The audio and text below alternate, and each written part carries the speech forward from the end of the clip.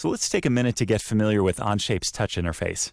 All the commands and functionality you'd expect from the desktop browser are available here, so you can zoom in and out using a two-finger pinch gesture, rotate using a single finger,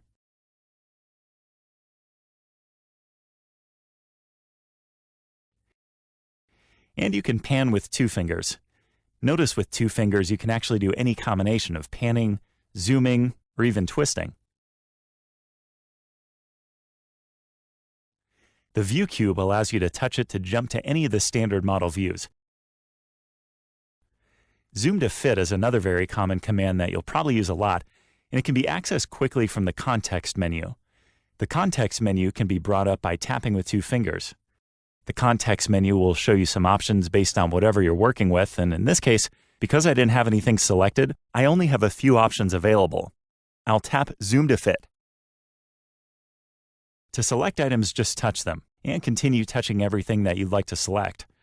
A nice feature here is the Precision Select tool, which brings up a magnifying glass when you press and hold with one finger, making it easy to make precise selections of edges, faces, or vertices with your finger. To deselect items that you've selected, just double tap anywhere. If I select one of these items here, and then bring up the context-sensitive menu by double tapping, notice I have a few more options, including the ability to edit the feature. Simply touch to enter a value, then type in a new value, and touch the check mark. On the left, you can see the features list, which you can scroll through with your finger.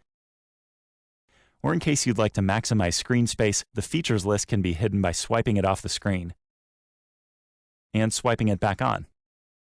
Of course, everything in the features list can be selected by touching and deselected by double tapping anywhere. And notice next to each item in the features list, you can actually touch to reveal more options, such as editing, suppressing, renaming, rolling back in the list, or deleting. So if I edit this feature, again, I can manipulate any of the parameters. And in case I need to make some selections, I can make a bit more screen space by touching the top of the pop-up and dragging it down. I'll cancel for now. At this point, let's take a look at some of the gestures you'll use when sketching.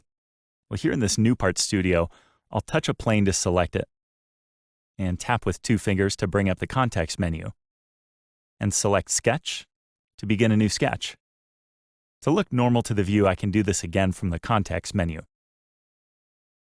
I'll touch the Line tool to sketch a few lines so you can see how the touch controls work.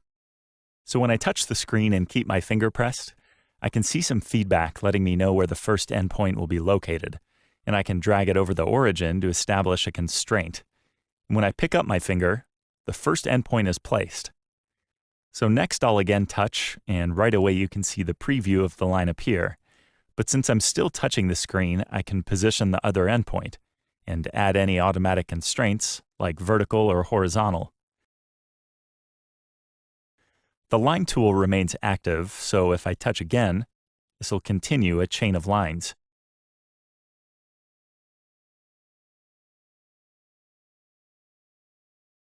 I can double tap on the last segment to end the chain, and since the Line tool is still active, I can begin a new chain. This time, instead of pressing and holding my finger, I'll just tap to add a few segments in the chain. To end the chain, I could double tap when I add the last segment, or I can turn off the Line tool. To select items, just touch them. To delete, just tap with two fingers to bring up the context menu. To make precise selection, the Precision Select tool I showed you a moment ago can be enabled by pressing and holding down until the magnifying glass appears. With items selected, you can touch and hold to move them.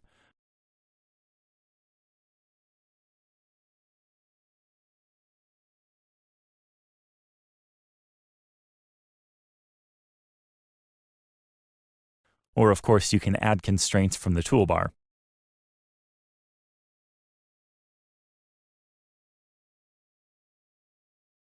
In case you ever go to make a selection or drag something and accidentally rotate the view, just bring up the context menu to again look normal to the sketch plane.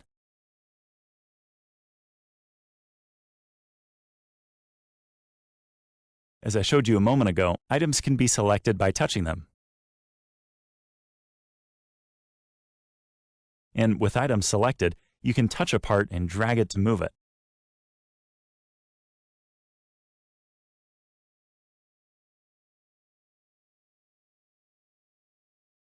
And if you find it easier, you can always touch and press on the manipulator to move or rotate components.